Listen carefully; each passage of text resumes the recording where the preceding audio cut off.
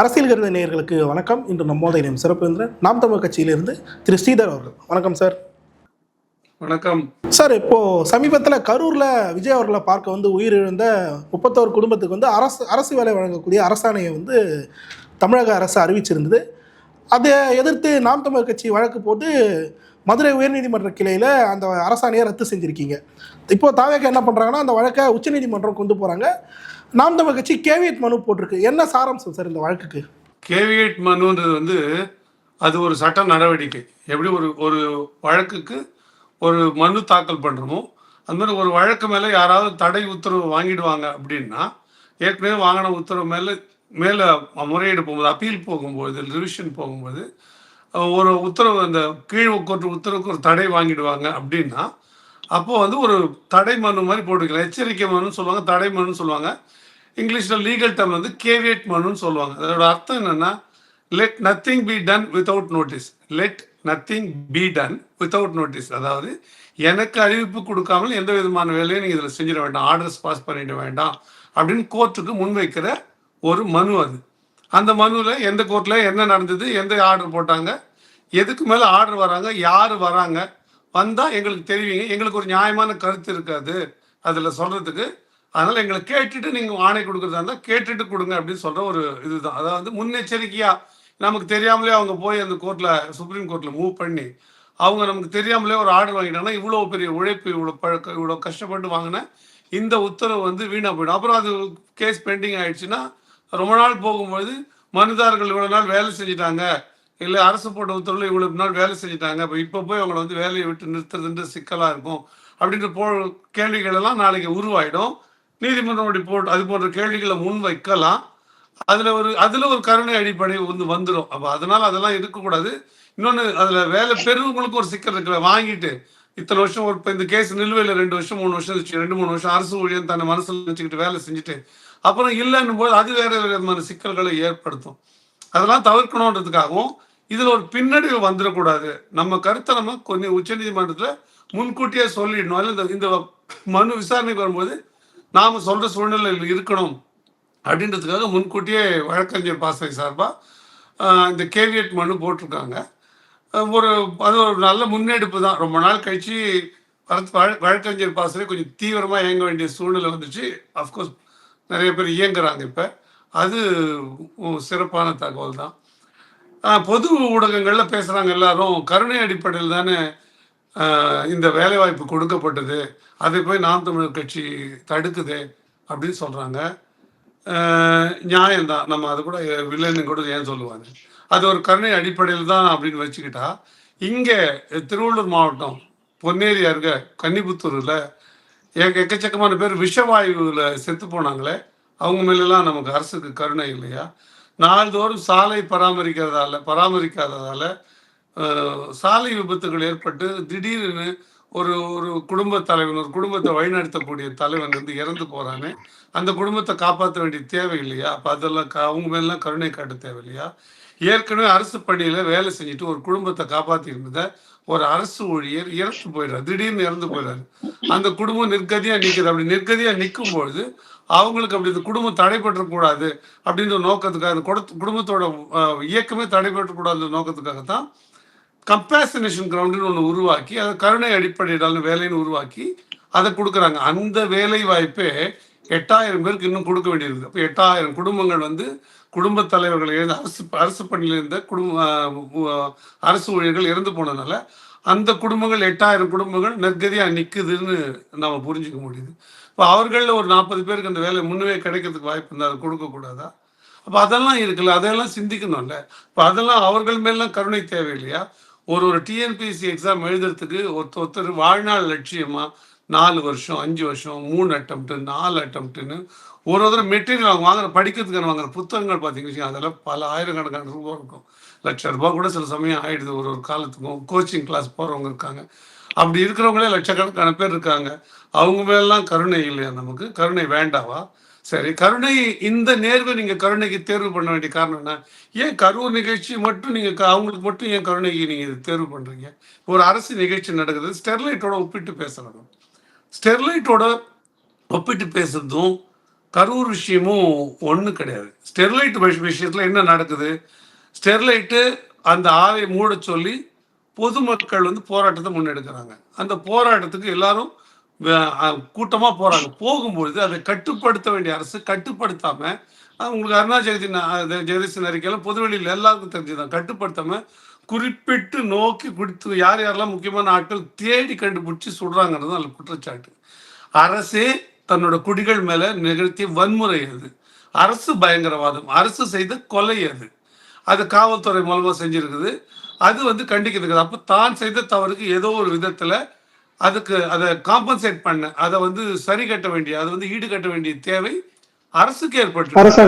அப்ப அரசுக்கு ஏற்பட்டுது. அப்படி அரசுக்கு அப்படி ஏற்படுதுன்னா உறுதியா வந்து அரசு அதை சரி செய்யணும். ஏன்னா அரசோட ஒழுங்கினமும் கவனக்குறைவும் அதுல இருக்கு.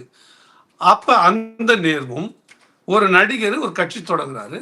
அந்த கட்சியில கலந்துக்கிறதுக்கு பல பேர் போறாங்க. பல பேர் போகும்பொழுது கூட்டம் நெருக்கடியா இருக்குது. அந்த நடிகர் குறித்து சொன்ன நேரத்தில் போகல.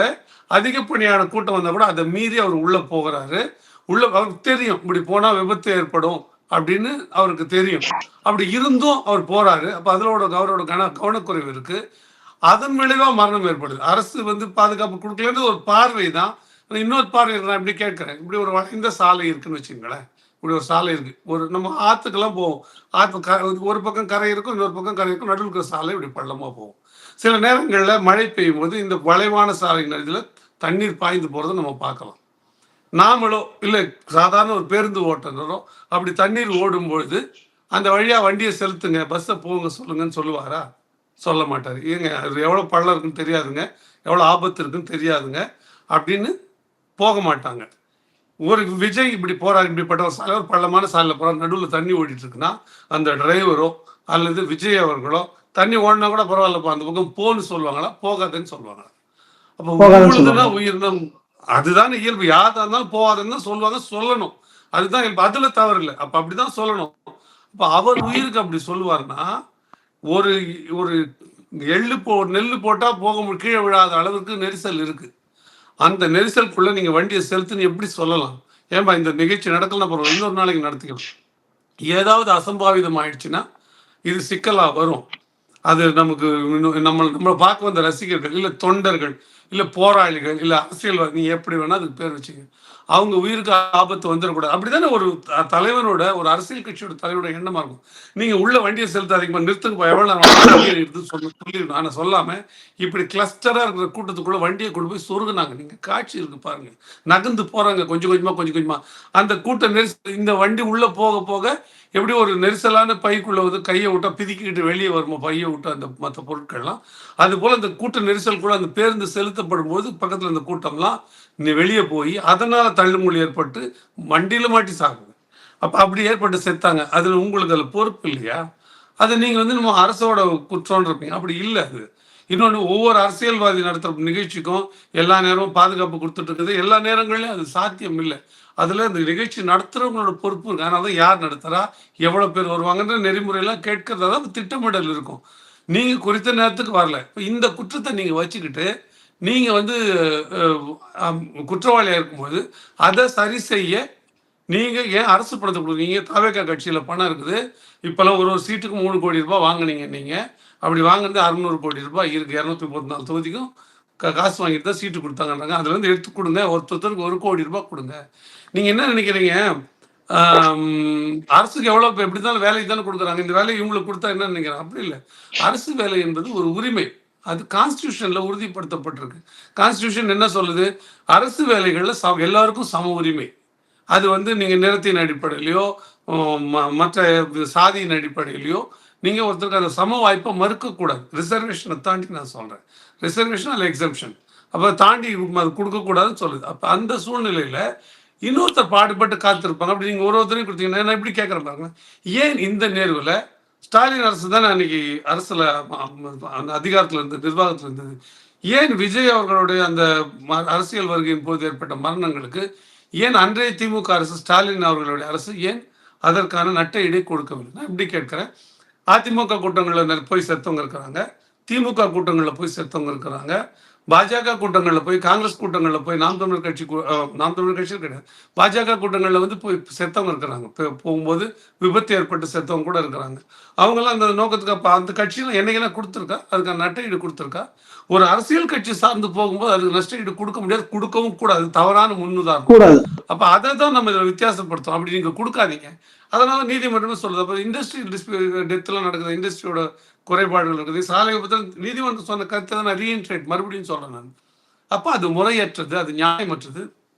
இன்னொருத்தரோட உரிமையை பறிக்க வேண்டிய செயல். நீங்கள் போனவங்க என்ன நோக்கத்துக்காக போனாங்க சொல்லுங்க? போனவங்க ஏதோ போராட்டத்திற்காக பார்க்க இல்லைங்க, இன்னைக்கு வந்து நாங்கள் நீட் எதிர்ப்புக்காக போகிறாங்க அப்படி போன கூட்டமா? இல்லை, அப்படி இல்லை. இல்லை வந்து வாக்கேந்திரத்தை ஒழிக்கணும் அப்படின்ற போராட்டத்துக்காக போனாங்களா? இல்லை, அப்படி போகலை. நாங்கள் வந்து வக்ஃப் போர்டு அந்த சட்ட திருத்தத்தை எதிர்த்து போகிறோன்னு போன கூட்டமா? இல்லை. விஜய் அவர்கள் அந்த குறிப்பிட்ட தேதியில் வராது, அவர் பார்க்க போனாங்க. அன்றைக்கு தேதிக்கு ரசிகர் கூட்டம் தான், இன்றைக்கும் ரசிகர் கூட்டம் தான். அன்றைய தேதியில் அது அக்மார்க்கு பிராண்டட் வந்து ரசிகர் கூட்டம் தான். இன்றைக்காக சொல்லிக்கொள்ள வந்து ஒரு அரசியலாவது இருக்குது, பொறுப்புகள் போட்டாங்க. அன்றைக்கி எதுவுமே இல்லை. அப்படி ஒரு கட்சியோட இதுக்கு போகும்போது, ஒரு கூட்டத்துக்கு போகும்போது, அந்த கூட்டத்திற்கு வருபவர்கள் இறந்து போனாங்கன்னா எல்லா கட்சிக்கும் கொடுப்பீங்க. நீங்கள் ஒரு பாலிசி மாதிரிக்கே விடுங்க. எந்த கட்சி கூட்டம் நடந்தாலும் சரி, அது வந்து நாம் தமிழர் கட்சி கூட்டம், திமுக, அதிமுக, பாஜக, காங்கிரஸ், எந்த கட்சி கூட்டம் இருந்தாலும் கட்சி கூட்டத்தில் போய் கலந்துக்கும் போது யாருன்னா செத்தா அரசு வேலை கொடுங்கன்னு சொல்லி பாருங்க. அப்புறம் எத்தனை போய் அவங்கள வாலண்டியரா சாவறாங்கன்னு பாருங்க. அது வந்து தவறான முன்னுதாரணம். அதை நம்ம கேட்கிறோம். நாம வெறுமனே வந்து ஒரு கட்சியா, எதிர்கட்சியா, அல்லது வந்து இந்த கருத்துல முரண்பாடு கொண்ட நபர்களை மட்டும் கேட்கல. லட்சக்கணக்கான பேர் டிஎன்பிஎஸ்சி எழுதி காத்திருக்கிறோம். முதல் தடவை, ரெண்டாவது தடவை, வாழ்க்கையே இதுக்கு அடமானம் வச்சுட்டு இது பறி கொடுத்துட்டு இருக்கிறவங்கலாம் இருக்கிறாங்க. அப்போ அவங்களுக்கெல்லாம் வந்து அவங்களோட வலியும் அதில் இருக்கல. நீங்கள் இந்த 40 பேரோட வலியா, நான் 4 லட்சம் பேரோட வலி தான் வலியானது. இன்னொன்று அது ஒரு நியாயம் இருக்குது. இவங்களா வாலண்டியரியாக போய் ஒரு சிக்கலில் மாட்டிக்கிட்டு அதனால எனக்கு வந்து நீங்கள் வேலை கொடுங்க, அது சரிதான், எங்கள் மேலே பரிதாபப்படுங்கன்னு கேட்பது எந்த விதமான நியாயமும் இல்லாது. பரிதாபப்படணும்னா உண்மையிலேயே வருஷ கணக்காக பார்த்துருக்குறாங்களே, இத்தனை வருஷமாக காத்திருக்காங்களே, அவர்களுக்கு வேலை கொடுப்பது தான் சரியானது. ஸ்டாலின் அரசு சொல்ல ஒரு ஆண்டுக்கு நாங்கள் 2 லட்சம் வேலை வாய்ப்பு உண்டு பண்ணி கொடுப்போம்னு சொன்னாங்க. நீங்கள் என்ன கொடுத்தீங்க நான் கேட்குறேன். இந்த இவ்வளோ பேர் காத்திருக்காங்கல்ல, அவங்க மேலே உங்களுக்கு பரிதாபம் இல்லையா? ஏன் நிறுவனங்களில் தனியார் நிறுவனங்கள் 75% 80% தமிழ்நாட்டை சேர்ந்தவர்களுக்கு, இல்லை தமிழர்களுக்கே வேலை வாய்ப்பு கொடுப்போம்னு திமுக அரசு சொன்னல. ஏன் அந்த நிலைப்பாடு எடுத்து நீங்கள் தனியார் நிறுவனங்களில் ஏன் வேலை கொடுக்கல? ஏன் மற்ற வேலை இல்லாத இளைஞர்களை பார்த்தா உங்களுக்கு பரிதாபமா இல்லையா, பாவமா இல்லையா? அது என்னங்க உங்களுக்கு பாவம் பரிதாபம் எல்லாம் விஜயோட நிகழ்ச்சிக்கு போய் அந்த கூட்டத்துக்கு போய் செத்தவங்க மேலே மட்டும் வருது. அப்போ அது ஒரு சார்புடையது. தன் மேலே அண்டை விட்டு நெய்ய என் பொண்டாட்டி கையே என்ன கதையா நீங்கள் அரசாங்கம் இதில் எடுத்து உங்கள் கட்சி தேவைக்காக கொடுக்குறீங்க. அது எப்படி சரியாக இருக்கும்? அப்போ அந்த அணுகுமுறை முற்றிலும் தவறானது, அது நியாயமற்றது, அது சட்ட விதிகளுக்கும் ஏன் கான்ஸ்டியூஷனுக்குமே எதிரானது. அப்போ அந்த அந்த காரணத்திற்காக நாம் தமிழர் கட்சியோட வழக்கறிஞர் பாசறை இன்னும் சில அமைப்புகள் சேர்ந்து தான் இந்த சிக்கலை வந்து முன்னெடுக்கிறாங்க. எடுக்கும்போது நீதிமன்றம் அது சரியான பார்வையை செலுத்துது. இப்போ அது மேலே இப்போ போயிட்டாங்கன்னு இல்லை, இப்போ நமக்கு போயிட்டாங்கன்னு சொல்கிறது இல்லை, அப்பீல் போகிறாங்க அப்படின்றது நமக்கு சரியான அலுவல் பூர்வமான தகவலாக இல்லை, அஃபிஷியலாக இல்லை. சில தாவைக்காவை சேர்ந்தவங்களும் சில சொன்னால் கூட அது ஒரு ப்ரெஸ் ரிலீஸாக இல்லை ஒரு தகவலாக, ஒரு சரியான ஒரு அலுவலக தகவலாக அது நமக்கு இல்லை. அதாவது அப்படி இல்லாமல் கூட இருக்கலாம், போகாமல் கூட இருக்கலாம். போனால் இன்னும் மோசமான கமெண்ட்டை கூட சுப்ரீம் கோர்ட்லேருந்து இந்த அரசு வாங்கலாம் இந்த மாதிரி விஷயங்களுக்கு. ஏன் புதுசாக ஒரு கைட்லைனை எல்லா ஸ்டேட்டுக்கும் ஃபாலோ பண்ணுற மாதிரி கூட நீதிமன்றங்கள் கொடுப்பதற்கான வாய்ப்பு, உச்ச நீதிமன்றம் ஒரு கைட்லைன் கொடுக்கறதுக்கான வாய்ப்பு கூட இருக்குது. நான் உங்களை கேட்குறது அடிப்படை கேள்வி, இது பண்ணிட்டீங்க, தவறு, சரி போச்சு, இதுக்கு ஒரு விமர்சனமும் வந்துச்சு. இதுக்கு பிறகு நீங்கள் போனால் உங்களோட ஆணவத்தை, உங்களோட ஈகோவை, உங்களோட தாண்மையை எங்களை நீங்கள் செய்ய விடாமல் தடுத்துட்டீங்களா அப்படின்ற காரணத்துக்காக நீங்கள் செய்கிறீங்களான்ற கேள்வியிலேருந்து இந்த பிரச்சனை ஆரம்பிக்குது. அவ்வளோ ஈகோ, அவ்வளோ வந்து தன்முனைப்பு ஒரு அமைப்புக்கு, ஒரு அரசுக்கு ஆகாது, அது தவறானது.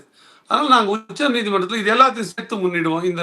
இந்த டிஎன்பிசி எழுது காத்திருக்கனோட வலி, இதில் நடந்த குளறுபடிகள், இது ஒரு கட்சி கூட்டத்துக்காக வந்து உங்களுக்கு கொடுக்க முடியாது. ஸ்டெர்லைட்டும் இந்த விஜய் அவர்களுடைய நிகழ்ச்சிக்கு போனவர்களையும் ஒரே தட்டில் வைக்க முடியாது. எல்லா வாதங்களையும் விளக்குவாங்க எங்கள் தரப்பு தம்பிகள். அங்கே உச்சநீதிமன்றத்தில் ஆஜராகிறவங்க விளக்குவாங்க. நிச்சயமாக அங்கேயும் வெல்லுவோம். சார், இதில் எனக்கு என்ன கேள்வினா, இப்போது கரூரோட இடைத்தேர்தலை மையப்படுத்தி தான் தாவேக்கா இதை பண்ணுறாங்க அப்படின்னு சொல்லிட்டு ஒரு பக்கம் பேச்சுக்கள் வெளியாகுது. மறுபக்கம் நாம் தமிழர் கட்சியை திட்டமிட்டே இவங்க கருணாநிதி பதவியில் வழங்குறத கூட கெடுக்கிறாங்க அப்படின்ற மாதிரி ஒரு நெரேட்டிவை தாவேக்கா செட் செய்கிறாங்க. எப்படி பார்க்குறது இதெல்லாம்? இல்லை, அவங்களுக்கு தேவை இருக்குது, அவங்களுக்கு வந்து தீவிரமான தேவை இருக்குது. இன்னும் கேட்டால் இப்ப நடந்த பொது தேர்தலை விட இந்த இடைத்தேர்தல் உங்களுக்கு குரூஷியல், ரொம்ப முக்கியமானது. இந்த பொது தேர்தலில் அவங்க வெல்லுவோன்னு அவங்களே கூட நினைக்கல. அவங்க ஒரு 15 விழுக்காடு வரலான்னு தான் நினைச்சிருந்தாங்க. ஆனா சொல்லும்போது மட்டும் அவங்க நாங்க வந்துருவோன்ற நம்பிக்கையோட சொன்னாங்க, பேசுனாங்க. சின்ன பிள்ளைங்க, வயசானவங்க எல்லாரையும், பெண்கள் எல்லாரையும் அவங்க தூண்டி விட்டாங்க. கேன்வாஸ் பண்ணாங்கன்னு சொல்றதுக்கும், அதாவது வாக்கு கேட்டாங்கன்னு சேகரிச்சாங்கன்னு சொல்றதுக்கும், அவங்கள வந்து வேறு விதத்துல ட்ரிகர் பண்ணாங்க, அவங்கள வற்புறுத்துனாங்க, அவங்கள அச்சுறுத்துனாங்கன்னு சொல்றதுக்கும் வித்தியாசம் இருக்கு. இந்த அச்சுறுத்தலே பண்ணாங்க சில இடத்துல. பல குழந்தைகள் வந்து நீ குடுக்கலன்னா பொம்பளைங்க வந்து நீங்க வந்து ஓட்டு போடலன்னா சாப்பாட்டுல விஷம் வச்சிருவோம்னு சொன்ன வார்த்தைகளும், அது விளையாட்டா சொல்லப்பட்ட வார்த்தைகள், அதோட ஆழம் என்ன அப்படின்றதுலாம் அவங்கவங்களோட புரிதல் பொறுத்து இருக்கு. குழந்தைங்க வந்து நீ ஓட்டு போடணும்னு தாத்தா பாட்டிக்கிட்டயும், பிள்ளைங்க வந்து அம்மா அப்பா கிட்டயும் சொன்னதெல்லாம் வந்து தவறான முன்னுதாரணம். ஏங்க பள்ளிக்கூடம், கல்லூரியில படிக்கிறவங்களும் அரசியல் பேசக்கூடாதுன்னு சொல்றீங்க நீங்க. அப்படிங்கும்போது குழந்தைகளை வந்து அரசியலுக்கு வந்து பயன்படுத்துறது எப்படி சரியா இருக்கும்? அப்படி ஓட்டு ஓட்டு போடுங்கன்னு சொல்றது எப்படி சரியா இருக்கும்? எங்க பிள்ளைங்க சில மேடைகள்ல பேசும்போதே கூட அவங்க பேச்சாற்றல் வெளிப்படுத்த, அவங்க கருத்து வீச்ச சொல்றதுக்காக, இல்ல அவங்க பெற்றோர்கள் வந்து கட்சிக்குள்ள இருக்கிற உடன்பாடு காரணமா அந்த பிள்ளைங்களுக்கு அதை சொல்லி கொடுத்து பேச வைக்கிறது பார்க்கறதுக்கு அழகா இருக்கு, ரசனையா இருக்கு. சின்ன பிள்ளைங்க இப்படி பேசுறது ரொம்ப பார்க்கறதுக்கு நல்லா இருக்கேன்னு நம்ம நினைக்கிறோம்ல. அந்த நினைவின் காரணமா வரது கூட சில சமயம் அதுல மன உறுத்தல்கள் இருக்கதான் செய்யுது. நம்ம அதை இல்லைன்னு சொல்ல முடியாது. ஆனா வந்து இந்த அளவுக்கு வந்து இந்த தேர்தல் நேரங்கள்ல, குறிப்பா தேர்தல் விதிகள் நடைமுறைக்கு வந்த பிறகு பிள்ளைகளை பயன்படுத்துறது, தேர்தலை வாக்கு சேகரிக்க பயன்படுத்துறதுலாம் தவறான முன்னுதாரணங்கள். அப்ப அதையெல்லாம் செஞ்சு வந்து வந்திருக்குது. 9,000 கோடி ரூபாய் வெறுமனே வந்து ப்ரமோக்காக மட்டும் இந்த கட்சி செலவு பண்ணியிருக்கு. தாவே கட்சி 9,000 கோடி ரூபாய் புள்ளி விவரம். அது பல பல தளங்கள்ல அது வந்து எத்தனை யூடியூபரை வாங்குனாங்க, மெயின் ஸ்ட்ரீம் மீடியாவை எவ்வளோ வாங்குனாங்க, இதெல்லாம் சேர்ந்து அதுக்குள்ள அடக்கும். எவ்வளோ வந்து ட்விட்டர் ஸ்பேஸ் வாங்குனாங்க, ஃபேஸ்புக் ஸ்பேஸ் எவ்வளோ வாங்குனாங்க, எப்போ எங்கெங்கெல்லாம் ஆள் அமுத்துனாங்க, எந்த விதமான பரப்புரையெல்லாம் ஈடுபட்டாங்க, எப்படிலாம் வீடியோக்கள் தயார் பண்ணாங்க, எல்லாம் சேர்த்து வந்து ஒரு 9,000 கோடி ரூபாய்க்கு கணக்கு சொல்றாங்க. 9,000 கோடி வேணும். 1000 கோடி ரூபாய்னாலும் கடந்த அது தேர்தல் பெரிய செலவு, பெரிய பெரிய செலவு தான். இது வந்து பொது தேர்தல். இந்த பொது தேர்தலோட பயனை அவங்க அடைய வைக்கணும்னா அவங்க அந்த பெஞ்ச் மார்க்கான 118 தொடணும். இப்ப இல்ல, பற்றாக்குறையில இருக்கு. அப்ப இந்த பற்றாக்குறையில் இருக்குன்னா அவங்க ஒரு இடத்தை இழப்பது கூட they cannot afford to lose-ன்னுவாங்க. ஒரு இடத்தை தோற்பது கூட அவங்க கற்பனை பண்ண பார்க்க முடியாது. அப்ப அதுக்கான முன்னேற்பாடா இதை செய்யறதெல்லாம் ரொம்ப அரசியல் சாதாரண சகஜம். அது வந்து அதுவும் இந்த மாதிரி வாக்கரசியல் பண்றவங்க இதை தான் திமுக பண்ணிருக்கு, இதை தான் முன்னாள் அதிமுக பண்ணிருக்கு. அதே வழியில இன்னும் கேட்டா அதை விட கொஞ்சம் கூடுதலாவே இந்த தகுடு திட்டங்களை செய்யக்கூடிய நிலைமையில தாவேகா இருக்கு. திமுக அதிமுக என்ன படிச்சோ அதை தாண்டி அதிகமா செய்யற இடத்துல தாவேகா இருக்கு. இப்ப தாவேகா அப்படி செய்வோன்றதுல எனக்கு எந்த விதமான சந்தேகமும் இல்லை. இப்ப அதை நோக்கி இது நகர்றதுன்னா நிச்சயமா நகருது. ஆனா இதுல நாம் தமிழர் அவங்க சொல்ல வேண்டிய வேலை இல்லை. நாம் தமிழர் இன்னும் கிட்ட வாக்கு வீழ்ச்சிக்கு காரணமே இந்த தப்பான நரேட்டிவ் தான். அண்ணன் சீமான் அவர்களை பத்தி தனிப்பட்ட முறையில் செலவு செஞ்சு ஒரு நரேட்டிவ் செட் பண்ணி அந்த நரேட்டிவ் மூலமா வந்து இவங்க எங்களோட வாக்குகளை மட்டுப்படுத்தினாங்க. அதுக்கு எதிர்வினை செய்யறதுக்கு இல்லை, இந்த நரேட்டிவ், இது நரேட்டிவ் தான், இது வந்து ஊடகத்தை உற்பத்தி செய்யப்படுகிற உண்டு பண்ணுகிற பிளான்டட் நரேஷன் தான் அப்படின்னு சொல்றதுக்கு கூட அதுக்கு ஒரு பணம் தேவைப்படுது. 100 இடங்கள் அவங்க சொல்றாங்கன்னா 100 இடங்களை நம்ம போய் சொல்ல, நான் 100 இடம்ன்றது எண்ணிக்கையில் குறைவா சொன்னா தெரியாது, லட்சம் இடங்கள்ல இதை சொல்றாங்கன்னு வச்சுங்களேன். லட்சம் வாய்கள் மூலமா, லட்சம் ஊடகங்கள் மூலமா சொல்றாங்கன்னு வச்சுக்கோங்களேன். சின்ன சின்ன ட்விட்டரா பதிலா எல்லாம் சொல்றாங்கன்னு வச்சுக்கோங்களேன். அதை சொல்ல லட்சம் பேர் தேவை, பதில் சொல்ல லட்சம் பேர் தேவை.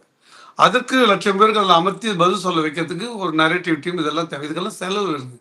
நான் உங்களுக்கு தெரியும், ஒரு தேர்தல் ஒரு தொகுதியிலையும் 7-8 லட்சத்துக்கு மேலே செலவே பண்ணலை நாங்கள்.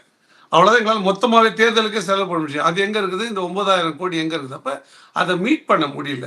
அதில் சிக்கலுக்கு இந்த நரேட்டிவை நம்ம செட் பண்ண முடியல, அதை எதிர்கொள்ள முடியல. ஆனால் இந்த நரேட்டிவ் எல்லா நேரமும் செல்லாது. முதல்ல இப்போ வந்து விஜய் வந்து தூய சக்தியாக இருப்பார் நம்பினாங்க மக்கள். ஜென்சியில் கூட நிறைய பேர் நம்பி ஓட்டு போடலாம்னு நினச்சாங்க. ஆனால் இப்போ அப்படி இல்லைன்றது நிரூபிச்சுட்டே வராங்க. மாதவரத்தில் இருக்கிற எங்கள் எம்எல்ஏ வந்து மணல் போகிற வண்டிகளை, லாரிகளை, ஜல்லி எடுத்துகிட்டு போகிற லாரிகளை மடக்கி பணம் கேட்கிறாரு. 2 வண்டியை பிடிச்சி வச்சுக்கிட்டாரு. 10 லட்சம் ரூபாய் வந்து கொடுத்த பிறகுதான் அந்த வண்டியை விட்டாருன்னு குற்றச்சாட்டு வந்துருச்சு. எல்லா மணல் எடுக்கிற இடங்கள்லையும் ஏரிகள் எல்லாம் வந்து சவுடு மணல் ஆண்டதுல ஊழல் இருக்குது, இவங்க ஆட்கள் பண்ணாங்கன்னு குற்றச்சாட்டு வந்துருச்சு. பழனியில் வந்து 100 கோடி மதிப்புள்ள நிலத்தை வந்து விற்கிறாங்க, போலி பத்திரம் பண்ணி விற்கிறாங்க. அதுக்கு உறுதுணையா இருக்கு அரசு, உறுதுணையா இருக்கு. அதுக்கு வந்து அமைச்சர் வந்து அதுக்கு துணை போறாரு, குற்றச்சாட்டு வந்துருச்சு. அவங்க வழக்கறிஞர்கள், அவங்க கட்சிக்காரங்களை, அவங்க வழக்கறிஞர்களை அமர்த்துறதுக்கு 150 கோடி 180 கோடி கிட்ட பணம் வாங்கிட்டு போட்டிருக்காங்க ஊழல்னு வந்திருக்குது. அந்த குற்றச்சாட்டு இருந்துச்சு. இதற்கெல்லாம் எந்த விதமான விசாரணையும் இல்லை. விசாரணை அறிக்கையில் அப்போ இந்த தூய ஆட்சி அப்படின்ற பிம்பம் கொஞ்சம் கொஞ்சமாக உடையுது. இவர் எப்படி செயல்படலை? இந்த 2 மாதங்களில் 20,000 கோடி ரூபாய் தாவேகா அரசு கடன் வாங்கியிருக்கிறது செய்தி வந்துடுச்சு. மின்வெட்டு தடுக்க முடியல செய்தி வந்துச்சு. கையாளத்தனம் செய்தி வந்துச்சு. மக்கள்கிட்ட அந்த செய்தி பரவுது. இப்போ இந்த நரேஷனை மறுபடியும் கட்டமைத்தால் கூட அது செல்லுபடி ஆகாது. அந்த நம்பிக்கையில் அதில் தான் நாங்கள் தீவிரமாக எதிர்கட்சியாக இயங்குறோம். இன்னொன்று, எந்த ஒரு இருந்தாங்க உங்கள் ஆட்சியில் வந்து இந்த பாலியல் குற்றச்சாட்டு நடக்குது அப்படின்னு சொன்னால், திமுக அண்ணா யூனிவர்சிட்டி நடக்கலையா, அதிமுக பொள்ளாச்சியில் நடக்கலையா என்று கேள்வியை எழுப்பக்கூடிய வாய்ப்பு இருக்கு. அப்போ அவங்க வாயை அடைப்பதற்கு எதிர்வாதம் வைப்பதற்கு தாவேகாவுக்கு வாய்ப்பு இருக்கு. ஆனால் நாம் தமிழர் கட்சி அவங்களை எதிர்த்து அப்படி ஒரு வைக்கிறதுக்கு எந்த விதமான வாய்ப்பும் இல்லை. அப்போ அது என்ன தெளிவாக காட்டுது? அப்போனா எந்த விதமான எதிர்பதிலும் சொல்ல முடியாத கருத்துக்களை இல்லை வைக்க முடியாத எதிர்கருத்தே சொல்ல முடியாத சூழ்நிலையில் நாம் தமிழர் கட்சி இருக்கு. அப்போ நாம் தமிழர் கட்சி அப்படி செயல்பட போதுனா நாம் தமிழர் தான் தீவிரமான எதிர்கட்சியாக இருக்க போகுது. ஏன்னா இந்த தேர்வே திமுகவும் அதிமுகவும் வேணான்னு தான் மக்கள் ஓட்டு போட்டிருக்காங்கன்றது உண்மைன்னா, இன்னொரு தடவை திமுக அதிமுக தேர்வாகவே இருக்காது. விஜய்க்கு எதிராகவும் ஒரு ஆற்றல் வேணும் அப்படின்ற முடிவு மக்கள் எடுக்கும்போது நாம் தமிழர் தான் எடுக்க போகிறாங்க. அப்போ தீவிர எதிர்கட்சியா இல்லை சரியான எதிர்கட்சியா நாம் தமிழர் கட்சி தான் இனி வருங்காலங்களில் இருக்க போகுது. அந்த பயத்தில் தான் நாம் தமிழரோட வளர்ச்சியை வந்து இன்னும் மட்டுப்படுத்தணும். இப்போ எப்படி இந்த தேர்தலில் திட்டமிட்டு செஞ்சாங்களோ அப்போ இன்னும் இடைத்தேர்தலையும் செய்யணும். இதை வந்து கட்சியை காணாடிக்கிற முயற்சி கூட பண்ணணுன்றலாம் அவங்க பண்ணுவாங்கன்னு நாங்கள் எதிர்பார்க்கறது தான். எவ்வளோ சூழ்நிலை பார்த்தும் இதையும் எதிர்கொண்டு வருவோம். ஓகே சார், பல்வேறு கேள்விக்கு தெளிவாக சார். நேரத்துக்கு நன்றி.